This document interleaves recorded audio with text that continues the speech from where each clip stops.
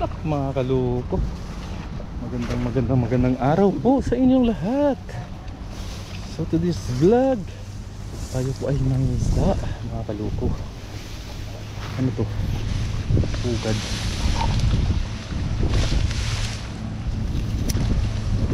Hanap tayo ng pugad dito. Baka may pugad tayo makita. Lug. Ganitong mga lugar na pinamamahayan ng mga tikling.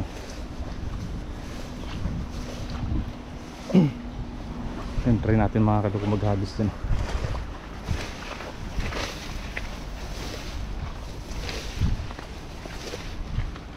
Uy, ayan na sila mga kaloko. Uy, dito may sulok. Huwag natin bulabugin dito tayo sa may gandang gitna.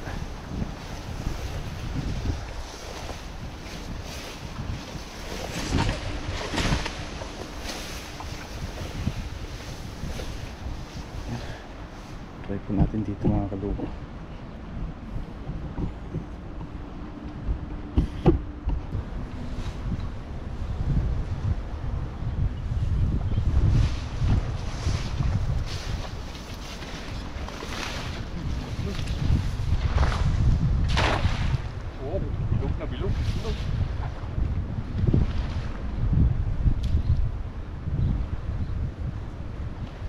Kuya, ang ating makukuha.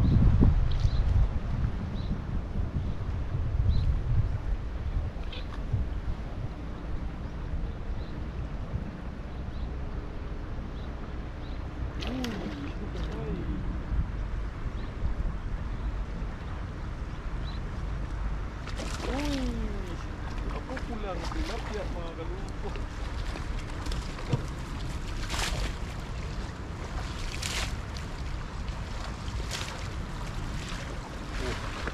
Mga kalungko.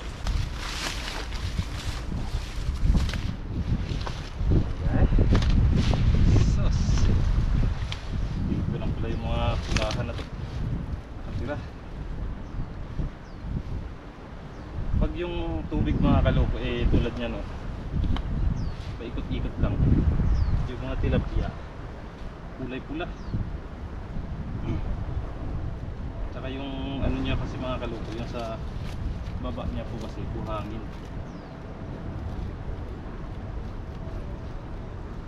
Halong buhangin. Nagiging pula siguro yung mga kulay nito dahil sa halog yung nandyan sa ilalim ito.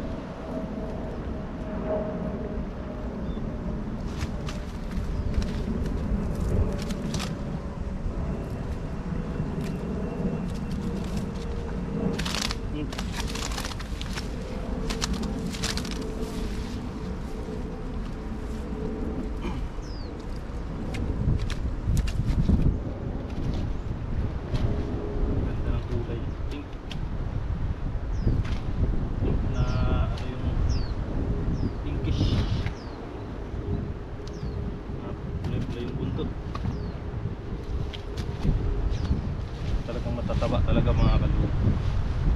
Tatabang nila lang.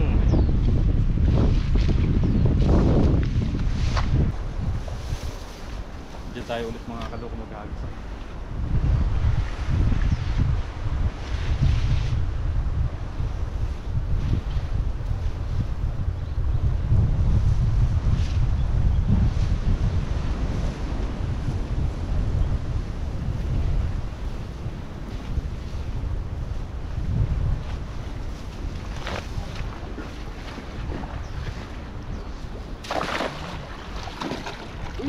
Lalim pa dito. Uy.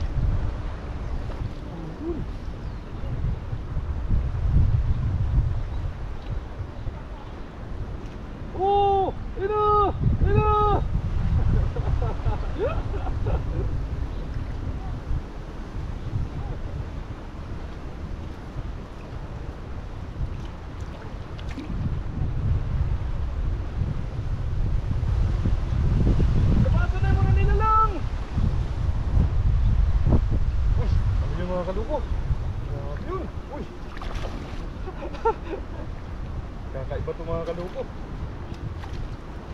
Kala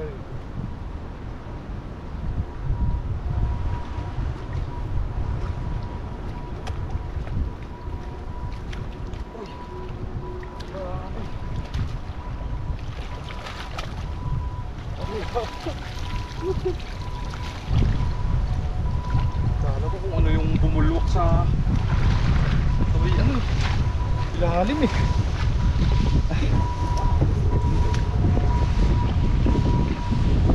Bumulwak eh.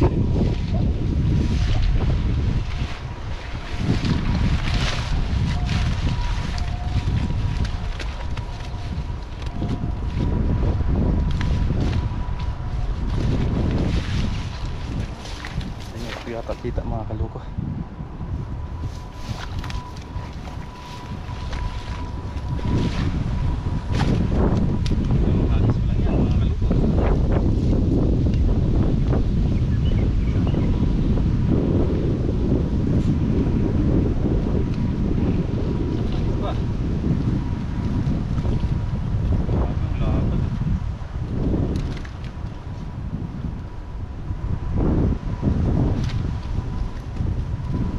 Kala ko talag eh. Lakas ng bulwak niya eh.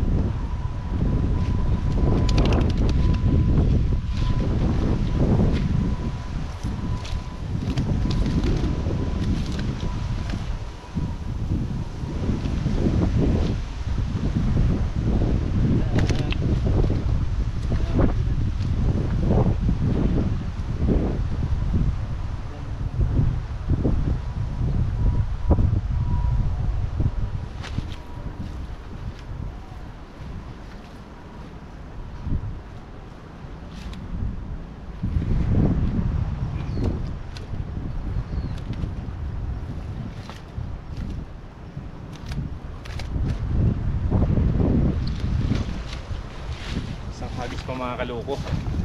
Diyan naman tayo maghagis mga kaloko sa area na yun.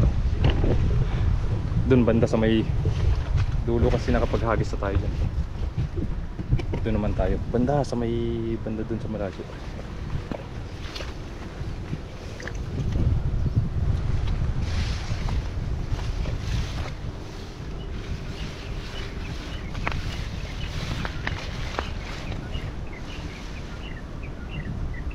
Malakas yung hangin.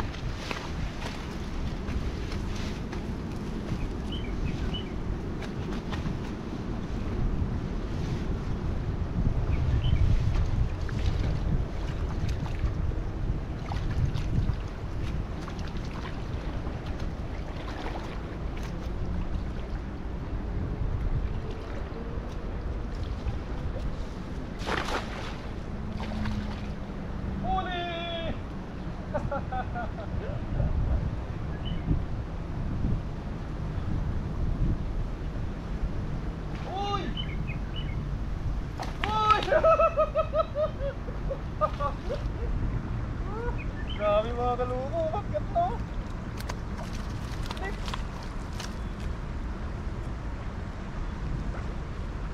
Uy! Eh! Grabe!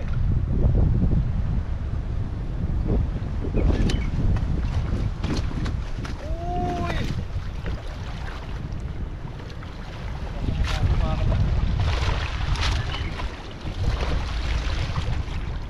Sob na tayo dito mga kaloko.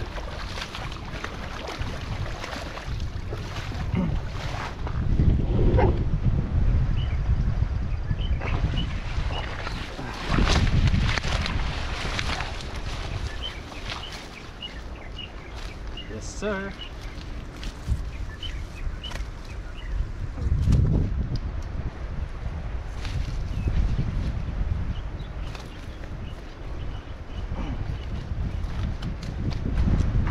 Uy, kalaki nun. Ayun, tilapia mo yun.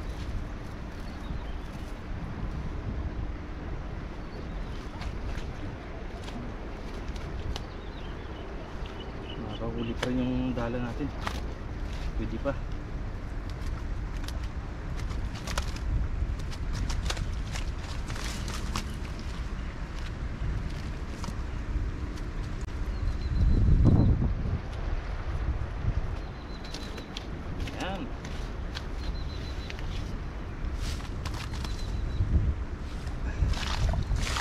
So isang hagis pa mga kaloko. Lipat naman tayo. Doon naman tayo.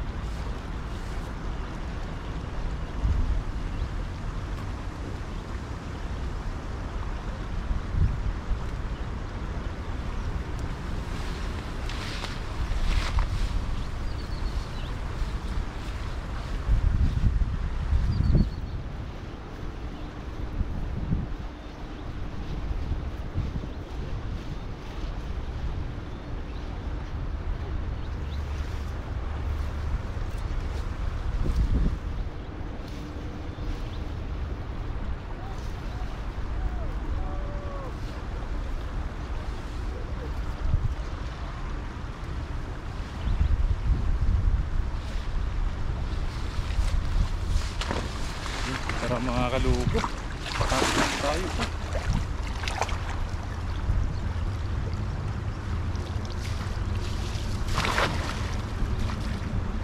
Malalim na dito.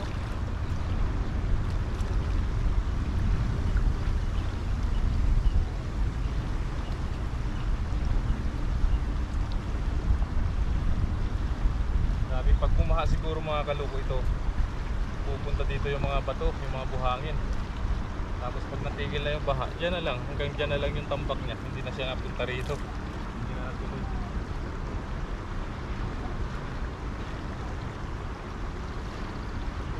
Grabe mga kaluko yung bulaw. Grabe yung bulaw.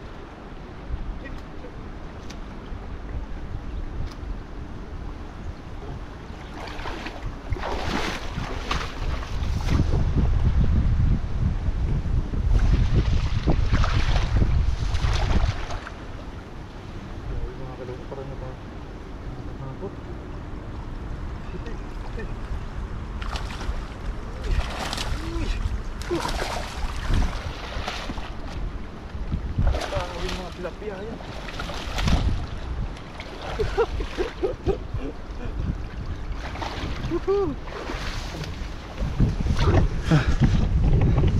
Grabe mga kaluto.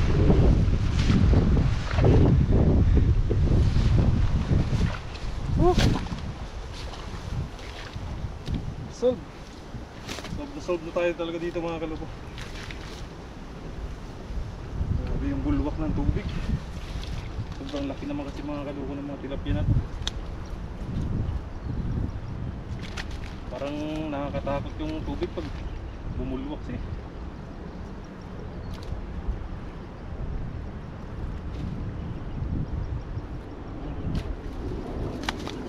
Dahan. Masakit yung tumibo to.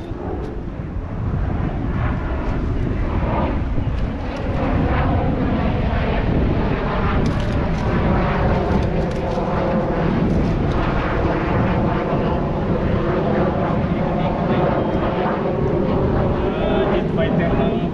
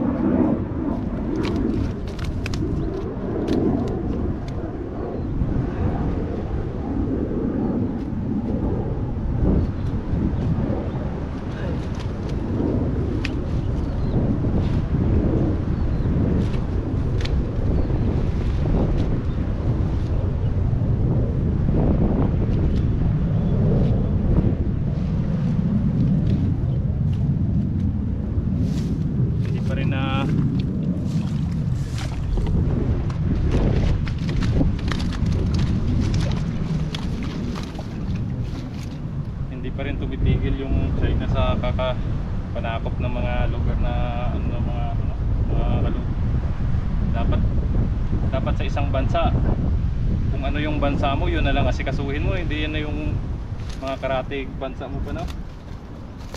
Doon na lang siya mag-focus sa ano, sa bansa nila para peaceful yung ano, yung mundo. Hindi yung puro bangayan, puro pagbabanta. Diba? Mas maganda yung mamuhay ng tahimik sa mamuhay ka ng marami kang kalaban. Sana ganun na lahat ng ano, ng mga tawag to, bansa. Yung iniintindi na lang yung sarili nilang bansa, hindi na nila intindihin yung mga karatig bansa nila o agawan pa ng pagmamay-ari.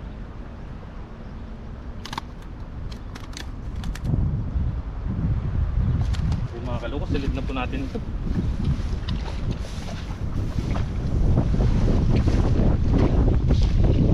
Masaya sana lahat ng ano, ng mundo.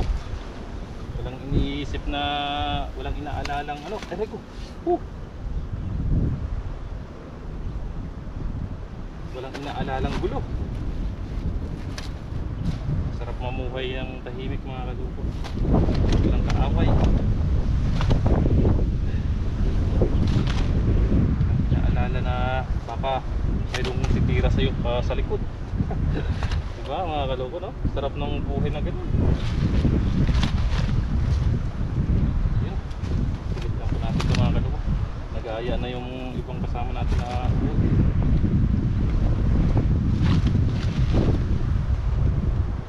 sana lahat ng bansa gano'n. Ang intindihin na lang nila yung sarili nilang bansa. Yun na lang yung asikasuhin nila, pagandahin at paunlarin. Huwag nang manakop pa.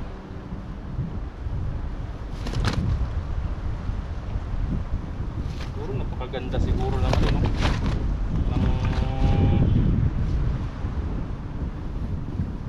ng mundo. Tahimik, walang inaalalang gulo.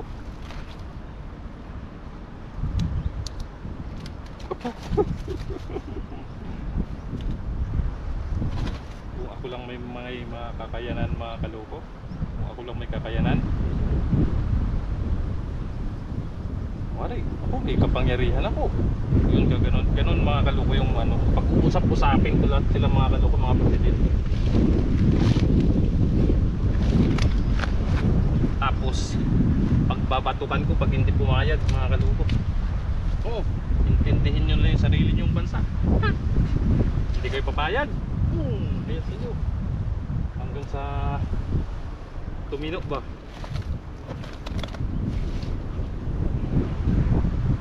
Para sana happy yung lahat.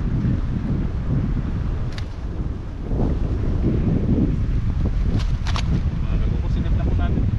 Sa bahay na po siguro tayo magluto mga kaloko, para maipamigay na rin po natin ito sa mga kapwa natin Pilipino, sa mga kasama natin sa trabaho.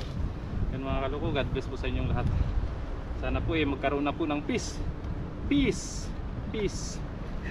sa buong mundo mga kaloko. Lahat sana ng bansa magkaisa at magkasundo, at sana para wala na pong gulo. Yun, God bless po sa inyong lahat mga kaloko. See ya. Yun, peace po sa ating lahat.